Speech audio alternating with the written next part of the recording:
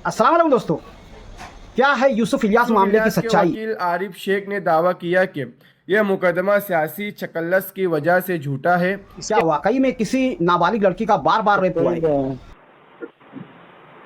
कोई ऐसा या फिर उसकी मर्जी के साथ हुआ है? आयशा नगर पुलिस ने रौनकाबाद से शेख अकील और उनकी बीवी को गिरफ्तार करके तफ्तीश की। क्या इसके पीछे कोई सियासी चालें चली जा रही है? 2024 का असेंबली इलेक्शन अच्छाई और बुराई पर हुआ था। जाहिर बात है इस लफ्ज सचमुच ऐसा हुआ है और उसका सियासी फायदा उठाया जा रहा है। ट्रांसपोर्ट ना इंसाफी करेगा, कभी ट्रक ना इंसाफी इस करेगा। कॉल रिकॉर्डिंग की सच्चाई क्या है? कोई ऐसा रास्ता यहाँ पर निकालो। नोमानी नगर के ताल्लुक से जो बातें की जा रही है वो कितनी सच्चाई है? और कोर्ट में हाजिर करने के बाद सिगरेट के जरिए दाग दिए जाने की बातों में कितनी सच्चाई है? क्या ऐसा हो सकता है कि इतना बड़ा सान्या हो और एक लड़की को वो दिन और तारीख तक याद ना रहे? तो चलिए आज इसी बारे में पूरी सच्चाई को समझते हैं और अच्छी तरह से जायज़ा लेते हैं। तो मैं हूँ फैयाज़ अहमद अंसारी और आप देख रहे हैं फैयाज़ ब्लॉगर चैनल। और आज का हमारा जो टॉपिक है बहुत अहम टॉपिक है, क्योंकि यहाँ पर दो लोगों की इज्जत दाव पे लगी हुई है।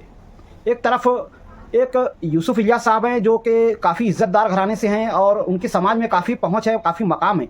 तो वहीं दूसरी तरफ एक नाबालिग लड़की के ऊपर इस्मत दरी की बात आ रही है। यानी दोनों ही मामलात काफ़ी हसास हैं और इस पर सोशल मीडिया पर, यूट्यूब पर, न्यूज़ चैनलों पर अलग अलग तरीके से चेमिंगोइयाँ हो रही हैं। सच्चाई क्या है अगर इस बारे में हम देखें तो एक दो नहीं, कम से कम 4 पहलू निकल कर आते हैं या फिर उससे ज़्यादा भी हो सकते हैं।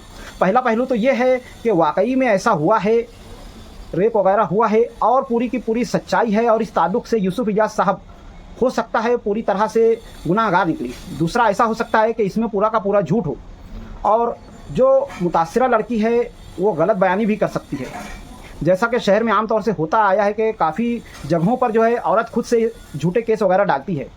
तीसरा मामला ये हो सकता है कि यहाँ पर सियासी फ़ायदा हासिल करने के लिए इस चीज़ को किया गया हो और ऐसा कुछ भी ना हुआ हो। तीसरा तो हो चुका, चौथा ये हो सकता है कि वाकई में ऐसा हुआ हो पर इस मामले में दोनों तरफ से रजामंदी हो और ये सब कुछ हुआ हो और उसके बाद इस मामले की भनक पड़ने के बाद तोड़ीबाज लोगों ने इस ताल्लुक़ को सियासी रुख देने के लिए लड़की पर दबाव डाला हो और खुशी से किए गए जिना को रेप केस में बदल दिया गया हो। इस बारे में क्या है क्या नहीं ये तो अल्लाह जानता है, पर इस ताल्लुक़ से जो सोशल मीडिया पर अलग अलग तरीके से चेमिंगोइयाँ की जा रही है, मैं समझता हूँ पूरी तरह से नाइंसाफ़ी हो रही है।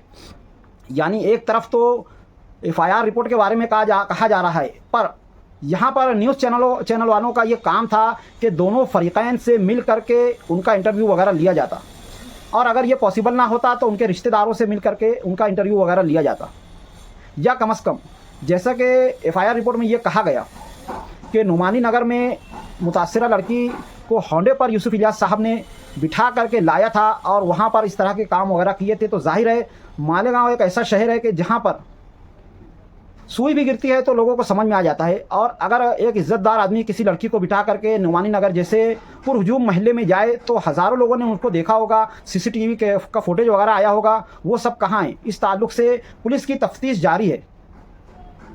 पर न्यूज़ चैनल वालों ने जिस तरह से इस मामले को उठाया है, या फिर यूँ कहना चाहिए कि हमारे कुछ सियासी रहनुमाओं ने इसका सियासी फ़ायदा हासिल करने के लिए अभी से जो है यूसुफ इलियास साहब को कसूरवार ठहरा दिया है, ये किसी तरह से सही नहीं है। मैं समझता हूँ ऐसी सियासी पार्टियों को कभी भी आपको सपोर्ट नहीं करना चाहिए जो कि खुद ही खुदा बन जाएं और फैसला करने लगे। कोई भी छोटी मोटी बात हो तो ये कहें कि ये अच्छाई और बुराई की तर्ज पर लड़ा गया इलेक्शन है, फलाना है, ढिमाका है। यानी इतने हसास मामले में जहां इज्जतें दांव पर लगी हुई है वहां पर वो लोग सियासी फ़ायदा हासिल करने की कोशिशें कर रहे हैं। उनको इस बात से कोई मतलब नहीं है कि किसकी इज्जत उछाली जा रही है। यहाँ पर एक नाबालिग लड़की की पूरी ज़िंदगी का सवाल है और एक इज़्ज़तदार आदमी की पूरी ज़िंदगी का सवाल है, उसकी इज़्ज़त का सवाल है। क्या सही हो सकता है क्या गलत हम ये नहीं कह सकते हैं, पर यहाँ पर ऐसा हो सकता है कि वो लड़की झूठ बोल रही हो, क्योंकि कुछ ऐसी बातें जैसे दिन और तारीख का याद ना रहना, या जिस आदमी यूसुफ इलियास साहब के ताल्लुक़ से ये कहा जा रहा है कि उन्होंने सिगरेट का दाग दिया जो कि सिगरेट पीते ही नहीं है, या फिर नुमानी नगर में बाकायदा ले गए, इनकी सच्चाई वगैरह तो खुलकर सामने आएगी कि वो लड़की सही है या नहीं। पर वहीं पर यह भी हो सकता है कि अपनी इज़्ज़त और रुतबे और पावर के साथ अगर अल्लाह तबारक व तआला हिदायत ना दे तो लोग इसका गलत इस्तेमाल भी करते हैं। तो ये भी हो सकता है कि इस ताल्लुक़ से यूसुफ इलियास साहब ही गलत हों या फिर जो मैंने कहा कि दोनों की आपसी रजामंदी हो और बाद में इसका सियासी फ़ायदा हासिल किया गया हो, या फिर ये भी हो सकता है कि ऐसा कुछ ना हुआ हो और सिर्फ सियासी साजिशों का शिकार ये दोनों हजरात हुए हों। यानी लड़की पर दबाव बनाया गया हो, जाहिर है गरीब घराने की लड़की है, नाबालिग लड़की है, और ऐसे में कोई पैसों का लालच देकर डरा धमका करके भी इस ताल्लुक़ से इल्ज़ामात वगैरह डाल सकता है। क्या है क्या नहीं इसका फ़ैसला तो आगे आने वाले दिनों में हो जाएगा। हो सकता है कोर्ट इस ताल्लुक़ से इंसाफ करे, हो सकता है नाइंसाफ़ी करे, कुछ कहा नहीं जा सकता है। पर मैं ये कहना चाहूँगा, जिस तरह से सियासी लोग इसका फ़ायदा उठाने की कोशिश कर रहे हैं, सोचना चाहिए कि मालेगांव बम ब्लास्ट के ताल्लुक़ से आपने देखा है कि पूरी तरह से खुलकर जो लोग मुजरिमीन थे उनको बाइज्जत बरी कर दिया गया। और इस ताल्लुक़ से सियासी लोगों ने, शहर के अवाम ने 17 साल तक इंतज़ार किया। और एक रेप केस का मामला आता है जिसमें दोनों फरीक़ैन इज़्ज़तदार हैं, उनके ताल्लुक़ से 17 दिन भी इंतज़ार नहीं किया जाता है और अभी से ये कंफर्म बता दिया जाता है कि ऐसा हो रहा है, वैसा हो रहा है, और अच्छाई और बुराई की बातें की जाने लगी हैं। तो ऐसे लोगों को मैं समझता हूँ कभी भी अपना रहनुमा ना बनाएं, जिनके अंदर ज़र्रा बराबर भी अक्ल नहीं है कि हम क्या कर रहे हैं और इसके कितने बुरे नताइज हो सकते हैं। यानी ये विपता ऐसा आप पर भी आ सकती है।